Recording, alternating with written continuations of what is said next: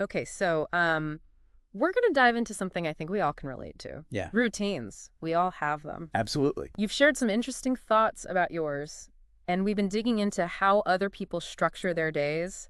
And we've got these insights from a conversation between three people discussing their daily habits. Oh, cool. Everything from how they kick off their morning to how they unwind at night.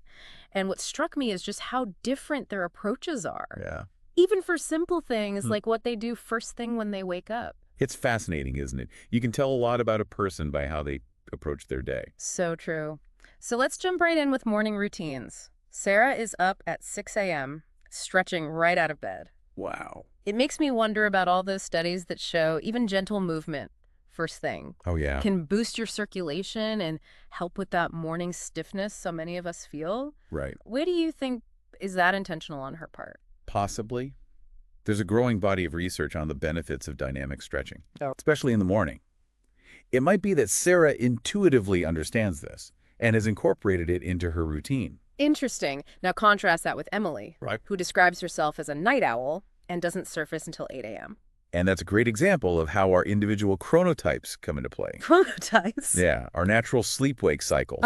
God. Not everyone is wired for a 6 a.m. wake-up, and forcing yourself into that mold can actually backfire. Oh, makes sense. Emily seems self-aware and structures her day to align with her natural rhythm. That's smart. It's like listening to your body's internal clock Exactly. instead of fighting it. Yeah. Okay, let's move on to beverages. Okay.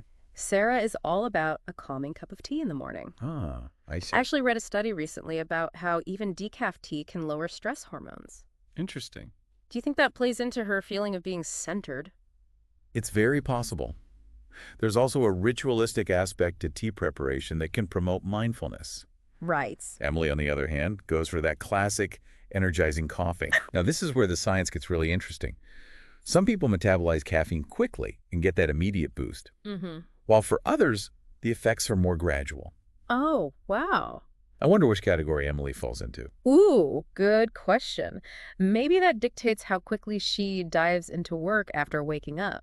Could be. Speaking of which, Sarah prioritizes feeling centered with yoga or a peaceful walk. I like that. I know you're a big proponent of morning sunlight for mood regulation. Oh yeah, big time. Does that tie in here? Absolutely. There's a strong connection between morning sunlight exposure and the regulation of our circadian rhythm, Okay. which impacts everything from sleep quality to mood and energy levels. So it's not just about feeling peaceful. It's about setting yourself up for a more balanced day, neurochemically speaking. Okay, that's fascinating. I'm thinking about my own morning walks in a whole new light now. Yeah. Meanwhile, Emily dives straight into work to feel that sense of accomplishment. I wonder if she's someone who thrives on that early morning focus before the distractions of the day kick in. It could be. Some people are naturally more alert and productive in the morning. Right. And Emily might have found a way to leverage that peak performance time for her most challenging tasks. Makes a lot of sense. What do you think, listener? Do you find yourself craving quiet time like Sarah? Or are you more of an action-first person like Emily?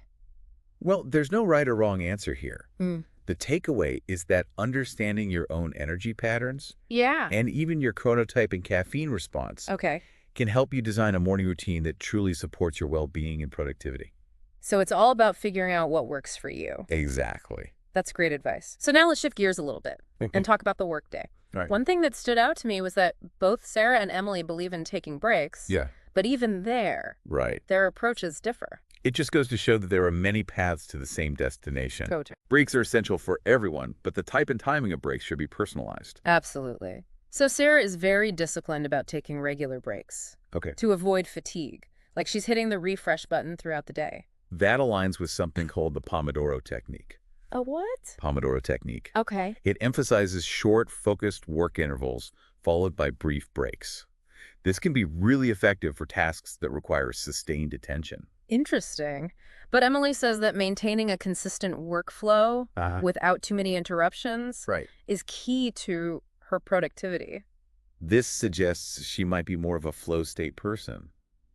Flow state is that feeling of being completely absorbed in a task, Oh, yeah. and frequent interruptions can disrupt that. There's research suggesting that people who experience flow states regularly report higher levels of creativity and satisfaction in their work. That makes sense. It makes me think about my own work style. Mhm. I definitely have days where I'm just laser focused and I need to block out all distractions, but other times I really benefit from getting up and moving around Uh-huh. to clear my head. It's all about self-awareness. Yeah. The more we understand our own energy patterns and productivity cycles, Yeah, the better we can design our workdays to optimize our performance. absolutely. Now, neither Sarah nor Emily are immune to workplace challenges. Of course not. It's part of life. It's fascinating how they each approach these hurdles. So, Sarah prioritizes tackling those emails first thing, Okay. just to get them out of the way. This strategy brings up an interesting question. Oh, Is it truly proactive or a form of procrastination in disguise? Some experts argue that diving into emails first thing sets a reactive tone for the day, huh. rather than focusing on our own priorities. That's a really good point. I Yeah. hadn't considered that.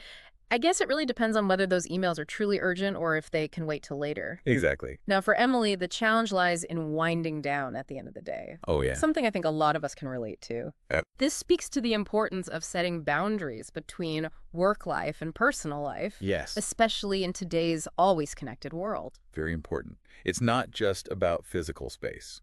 It's about mental space as well. That's a really good point.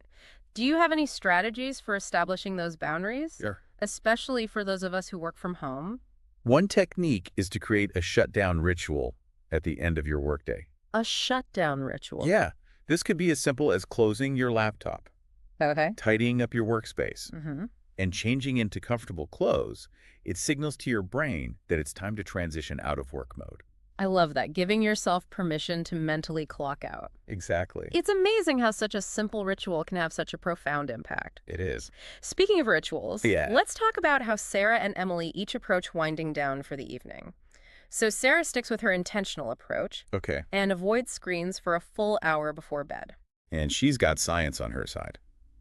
Research shows that the blue light emitted from screens can interfere with melatonin production, Melatonin. which is a key hormone for sleep regulation. Oh. By limiting screen time before bed, Sarah is optimizing her sleep environment. That makes you wonder how many of us are unknowingly sabotaging our sleep with late-night scrolling. Instead, she opts for reading or listening to calming music.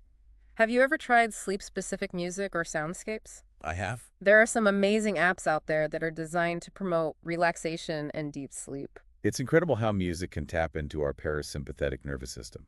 Or what? Our parasympathetic nervous system, which controls our body's relaxation response. Oh, wow. It's like a shortcut to a calmer state of mind. So while Sarah goes for that tech-free calming route, Right. Emily winds down by watching a show Right. or getting lost in a good book. And this just highlights the diverse ways we can approach relaxation. For Emily, it seems it's about escapism and engaging in activities that bring her joy. It's a good reminder that self-care doesn't have to be all about meditation and mindfulness. Right. Sometimes it's about allowing ourselves to just enjoy something Yes. without feeling guilty about it. The key is to be intentional about choosing activities that replenish our energy and help us detach from the day's stresses. Thinking back to Sarah and Emily's different approaches to routines, what do you think are some of the most valuable lessons that we can take away from their experiences?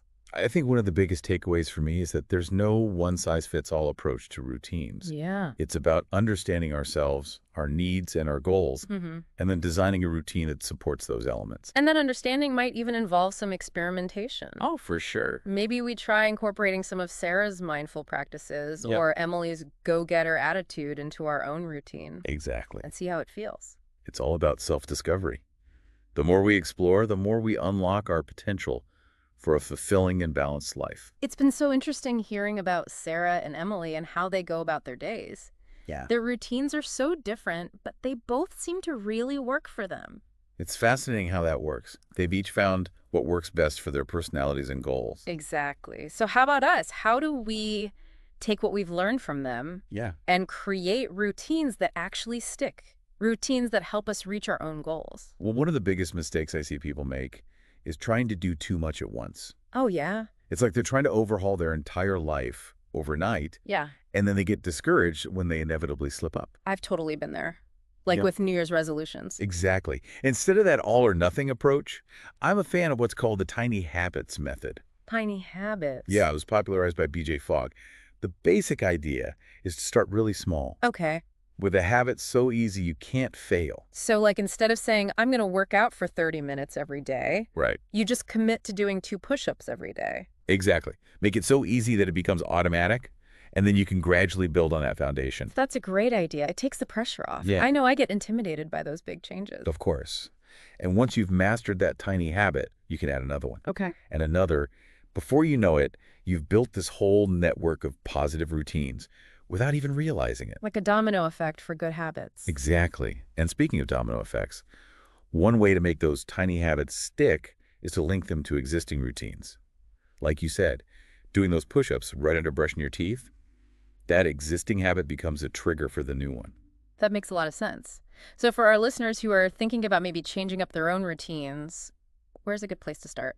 I would say start by identifying one area of your day where you'd like to see some improvement. Okay. Maybe it's your morning routine or how you spend your workday or how you unwind in the evening. Okay. Then think about one tiny habit you could incorporate into that part of your day.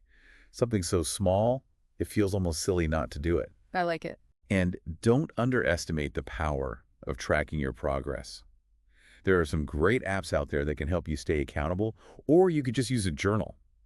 Seeing that visual representation of your consistency can be really motivating. What about those inevitable setbacks? We all have those days when we just totally slip up. Of course. And that's where self-compassion comes in. Don't beat yourself up if you miss a day or two. Yeah. Just acknowledge it and get back on track. It's so easy to get caught in that all or nothing mindset. It is. And then we end up feeling defeated before we even start. Exactly. Remember, building sustainable routines is a journey, not a race. It's about progress, not perfection. So well said. It's been so fascinating exploring all these different approaches to routines and all the things that play into them. I feel like I've learned so much. Me too. And I hope our listeners feel empowered to try some of these things out for themselves. Absolutely. Experiment and find what works for you. And remember to be kind to yourself along the way. On that note, we'll leave you with this. What tiny change can you make to your routine today to create a more intentional and fulfilling tomorrow? Until next time, keep diving deep. Thank you for watching. Like, comment, and subscribe for more inspiring podcasts.